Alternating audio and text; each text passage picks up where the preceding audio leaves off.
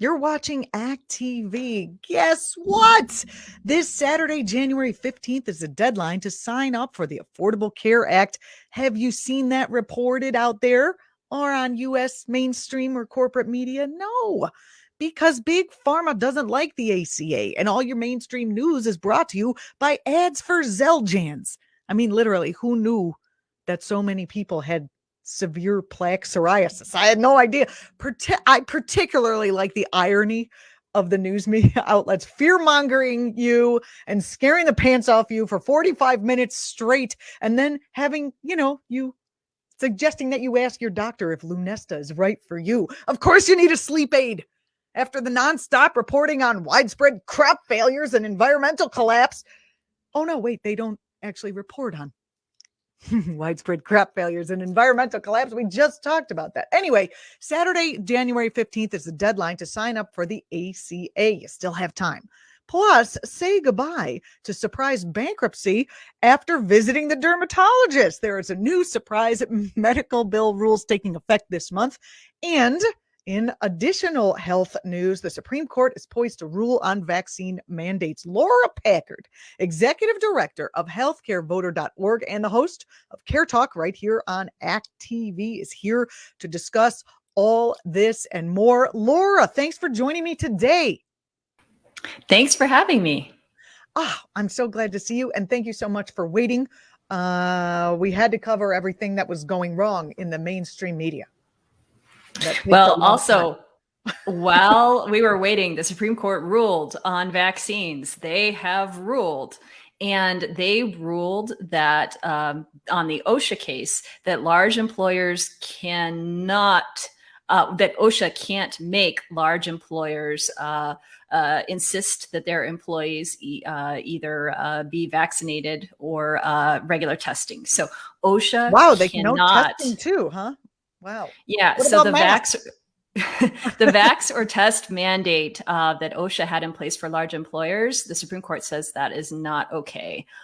But they did rule in favor of the CMS case, which means that medical facilities can require vaccination. So large employers, OSHA can't make large employers require it. Large employers can choose to do that, but the government can't make large employers do that.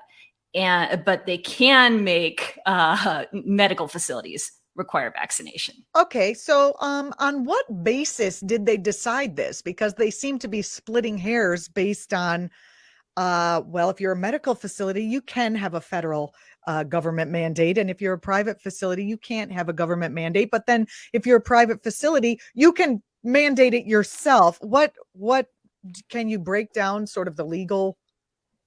Well, this just came out minutes ago, so I haven't even read it. I can't really tell you how they split the hairs, but I do think it's interesting that the Supreme Court has stringent policies in place to protect themselves, but they're leaving the rest of us out to dry. So they are not going to let the government insist on healthy workplaces. I mean, this is an obvious thing for OSHA to have control over. OSHA makes sure that your boss can't poison you. OSHA should also be able to make sure your boss can't expose you to a deadly disease. Yes, that would be good.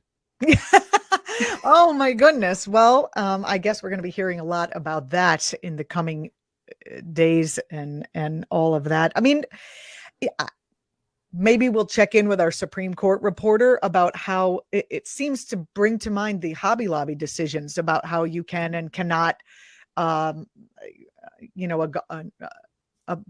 workplace can't say that you can't have birth control in your healthcare package or whatever.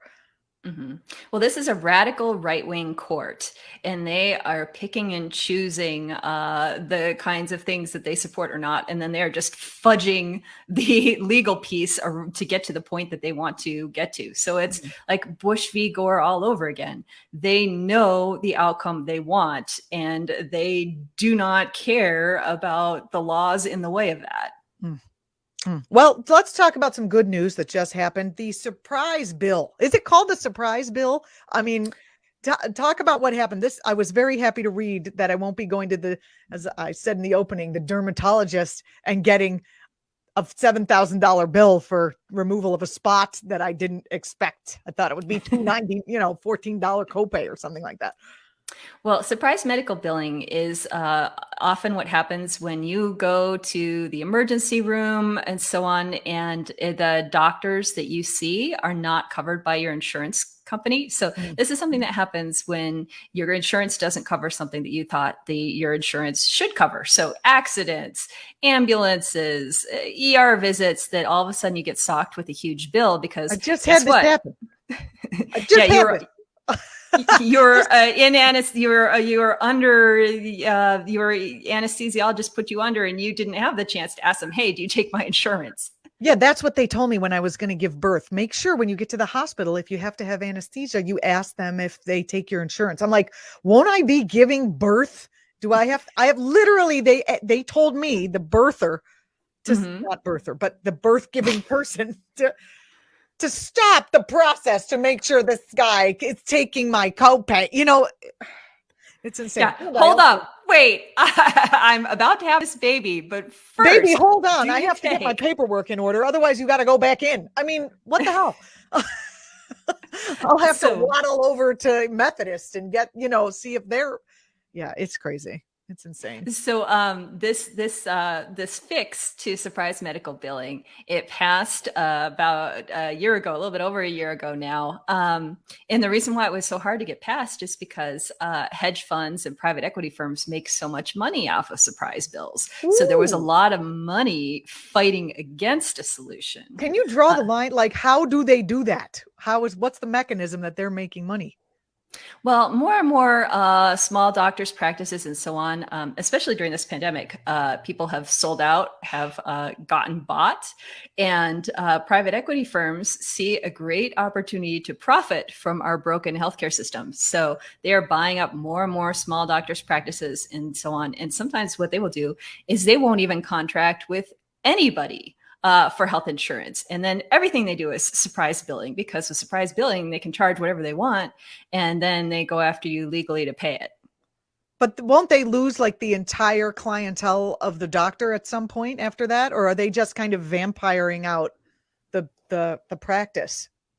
Kind of vampiring out. I mean, you would think that hospitals would make sure that everyone in their building took all major forms of insurance, but hospitals don't really seem to care. And that's why people wind up with these enormous bills. But this solution that's now been that has gone into effect as of January 1st means that if you get a surprise bill, it's now between your insurance company and the medical provider to sort it out, rather than involving you in the middle of it. Oh, I wish that had happened in December, because I spent half the month making phone calls. You don't expect, when the doctor says for example, go to Quest and get some blood drawn, to get a $4,000 bill in the mail. Like, how could it possibly cost that much in the first place? The price gouging that goes on is beyond me. And then, them not telling you that maybe you'll have to pay that is unbelievable. Yes. So now they're basically going to tell you that you might have to pay $2,000 or whatever it might be. Well, if anybody puts paperwork in front of you that signs your right away on surprise medical bills, ask more questions before you sign. But I mean, if it's an emergency, you're busy having a baby, you're busy going through surgery on a car crash. You're not going to check every piece of paper because you're in the middle of being operated on. So check before you sign anything.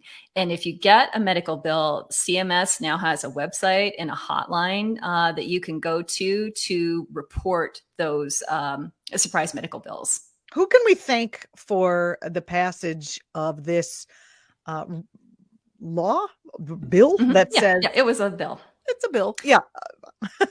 Who can we thank for the passage of this? What groups work to help get it passed, and what politicians can we thank for capitulating to us instead of their corporate donors? Well, this was a fight for several years, several different organizations. There were many attempts and fails. This happened in the lame duck session of 2020. So some people involved are no longer in office, but it all happened like December of 2020. So probably if your representatives were around then, hopefully they voted for it. This was a bipartisan bill. It didn't get filibustered. It got through the Senate. Excellent. Well, yes, because even Republicans don't like a surprise bill. Nobody likes a surprise bill. Don't worry, those poor little venture capitalist places, they'll find another way to screw you. They've been doing it. They're very good at that somehow. Okay, so we talked surprise bill. We talked SCOTUS on vaccine mandates. The ACA deadline is coming up Saturday. What do people need to know? Well, the deadline in most states is Saturday, which is January 15th. So if you want to have health insurance for this year, you should go to healthcare.gov and sign up because time is running out. And even if in the past you couldn't afford the plans, check them out now because thanks to the American Rescue Plan last year, plans are more affordable than ever. So go to healthcare.gov before the end of the day, Saturday. Oh, that's so interesting. I made mention at the beginning that this wasn't getting a lot of blanketing press coverage. Don't you think that it should? Don't you think that our all of our press outlets should be letting people know that this is happening since it affects them? Absolutely. But also, you live in New York, right? I live near New York, in the New York general area. Okay, because New York and New Jersey, I think they both have their own state-based marketplaces. So the advertising may be coming from your state as opposed to nationally. I didn't see a lot of advertising here in Colorado, but when I was in Arizona over the holidays, I saw a lot on TV. So advertising, yes, but actual news coverage where your local news person says you can get on the ACA, you can get free healthcare, or not free, but you can get healthcare. That's I feel like that's what you're supposed to do as a news person is tell people what might be useful for them and not have to wait for an ad that's obviously paid for by someone, me, the taxpayer. Yep. Right? Shouldn't. Yeah. And the media should be covering this more because it's an act of public service and that many people will qualify for cheap or free plans. They just have to go to healthcare.gov and sign up. Okay, so do it by midnight. Do it before then because it's going to get jammed up at midnight with everyone pushing the button right at the last second. So the sooner the better, but you still have until January 15th. Laura, if people need help filling it out, if they're, they can't do it, if they can't figure it out, is there a place where they can go? Yes. So if you go to healthcare.gov, on that website, you can find local people to help you through it. And that help is free. Whether you call the healthcare.gov hotline itself or whether you call a local navigator, it is free. It will not cost you anything to find out what is available for you. Huh. Not like TurboTax, where if I actually have a question about doing my taxes when I'm on that service, then they charge you money. Okay. Doesn't the government want my tax money? Shouldn't they set something up like this? That's a whole other thing. And Intuit has lobbied for years to prevent that from going through because they make a lot of money off of it. No kidding. Every time I have a question, I'm like, another $20. You can. Laura Packard, your show, Care Talk, right here on Act TV. Tell the people what time and tell them about the show in case they don't know what it is. Yes. Well, watch us at 4:00 Eastern on Mondays on Act TV, where we answer your questions about healthcare and health insurance. And also we talk about general larger picture issues like surprise billing or like COVID and how to protect your family, that kind of thing. Excellent. So we are off for the Martin Luther King Day holiday next Monday, but we will be back after that. And you're staying on forever. Is that correct? I'm pressuring you. I'm publicly pressuring you here. We are at least sticking around through spring. Yes. Excellent. Very good. Laura Packard, thank you so much. I appreciate you coming on the program. Laura Packard from healthcarevoter.org and from Care Talk right here on Act TV. Thanks so much. Thank you. All right. Well, you're watching Act Now. I hope you will act now on some of the things that we just talked about, whether it's going to find an alternative media source or telling people about this particular alternative media source. Gotta say, having that guy on made me feel good about what I'm doing with my life, even though my audience is certainly not the size of Joe Rogan. So here we are. Tell your friends. That's something you could do. Or sign up for the ACA if you need it, or tell somebody about the ACA sign up if they need it. So much more coming at you next week. I'm looking forward to it. We have the Jocelyn McCurdy-Keats is coming on with us on Tuesday because she will be with Act TV live covering all the events in the DC area for Martin Luther King Day, and we'll do a rundown of that on our Tuesday show. What else do I have coming up for you? John Nichols of The Nation is going to come and give us a breakdown about why these progressive candidates that I've been showcasing, who may or may not win, are so important to our democratic process at this time. Got that and a couple of other things and surprises coming up for you next week. We are on it live at 2 p.m. to 3 p.m. Eastern Standard Time. So set your clocks, set your calendars, click that live alert button on wherever you're watching us. And also, please, again, tell your friends, because we're word of mouth. We're not so much algorithm because they don't like what we're saying here. Anyway, I'm Julianna Forlano. Follow me on Twitter and I will follow you back. See you next time.